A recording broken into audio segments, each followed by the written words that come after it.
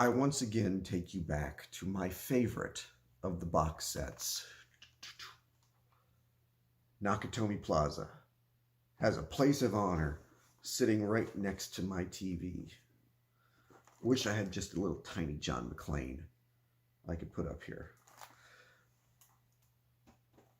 Die Hard is, in my opinion, the greatest action movie ever made. Die Hard 2 is a very close second to me. I know a lot of people don't like Die Hard 2 as much. I think Die Hard 2 is spectacular. I think it is, on par with the first one. It's not quite as good because the first one has that wonderful kind of confinement to it where John McClane is trapped. He has to do what he's doing. And it has, of course, Alan Rickman, who is probably one of the greatest villains of all time in any movie. And Die Hard 2 doesn't have that, but it has fantastic action, and it has Bruce Willis still really knowing how to be John McClane. As does Die Hard with a Vengeance. I've never been a huge fan of that one. I know everybody loves it now. Everybody thinks that is the second best Die Hard movie. For some, it's the best. I think it was the first movie where John McClane, first of all, was just, he didn't have to do anything. His family wasn't in danger. He wasn't compelled to be a part of this story. He could have just been like, I'm out, and gone home and, gotten drunk because he's an alcoholic at that point. And it's also the first movie where he's got a partner, which just became the tradition after that. And not that Sam Jackson isn't great in it, but it's just a little bit like, well, we got to have somebody for him to play off of, which you didn't really need in the first or second, at least not in person. I mean, obviously he had Al Powell in the first one, but and then we get to Live Free or Die Hard. Now, I've already done a review of the fifth movie, which is god-awful. Live Free or Die Hard is thought of to be maybe not quite as bad, but pretty mediocre movie. I didn't find it to be so. It's actually my third favorite Die Hard movie, above Die Hard with a Vengeance. That may completely disqualify me in the eyes of many people from ever critiquing movies again. But Live Free or Die Hard, I felt like Bruce Willis, first of all, wasn't sleepwalking through it. That's an accusation that gets leveled at him in a lot of movies, rightfully so, including A Good Day to Die Hard. He was terrible in that movie. He didn't care. He didn't want to be there. He was there for the paycheck. He didn't care about the character of John McClane. He didn't care about the fans. He just was there to get paid and to do as little as he had to do. I didn't think that was the case in Live Free or Die Hard. I thought he was maybe not giving it his all, but he still had that passion in him to play John McClane, and he could pull it out of the bag. Now, to some people, this is called Die Hard 4.0. I think that was the title in Europe. We in the States got it as Live Free or Die Hard. And, it's so much fun. It's so much fun. That's what I've never understood about the criticism is, well, it's too over the top. Because Die Hard movies were realistic and grounded before. The plot is that there is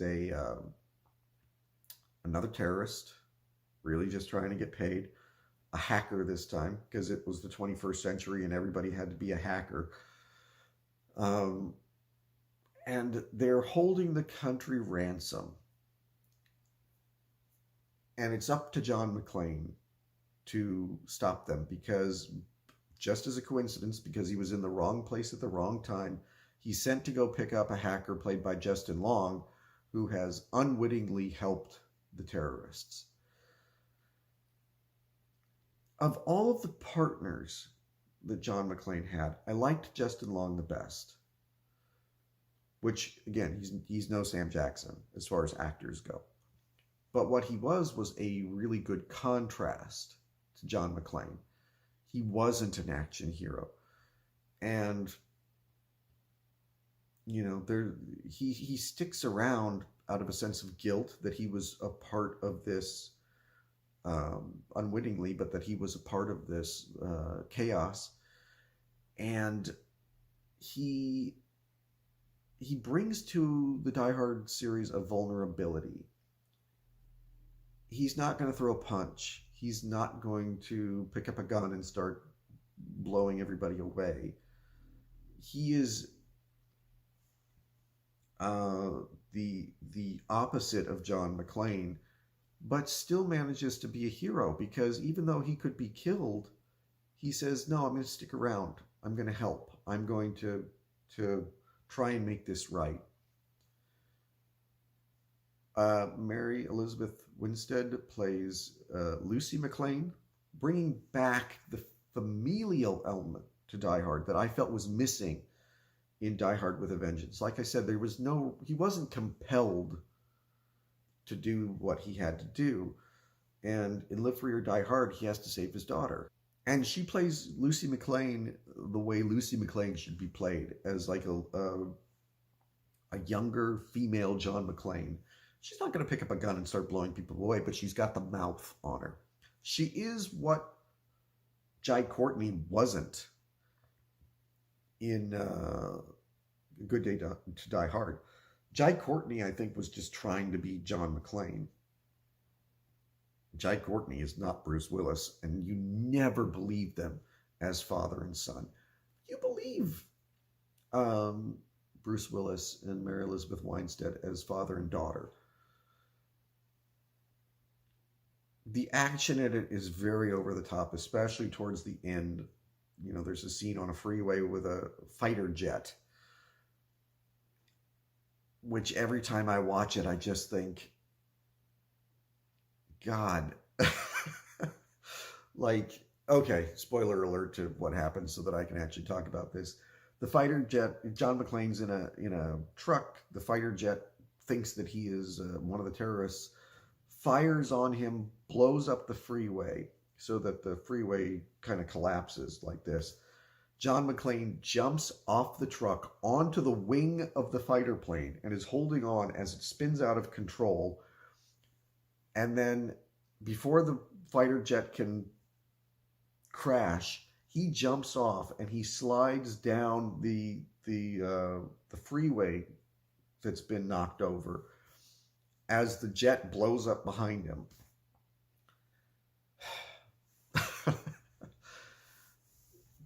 The only part of that really truly bothers me is sliding down the freeway.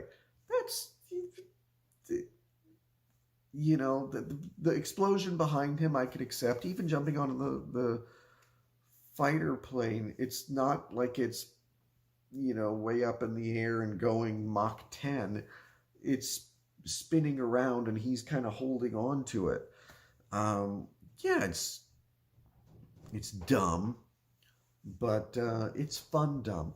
Just sliding down the thing, that's where I just thought you would tear off every inch of skin on your body. I don't really believe that you'd get up and walk away from that. But action-wise, that would be my only complaint. Everything else felt very Die Hard to me. So, Live Free or Die Hard. Is it the best Die Hard movie? No. It's not even the second best Die Hard movie.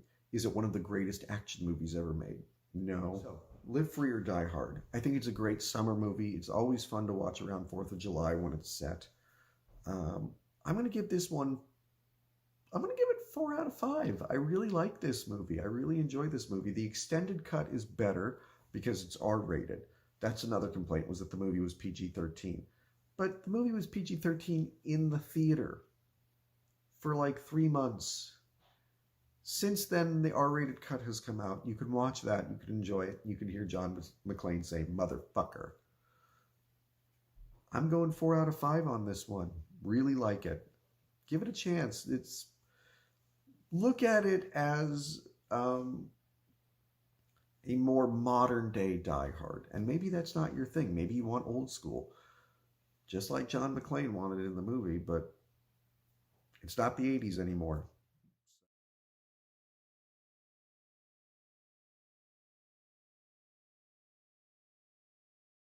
Their worlds.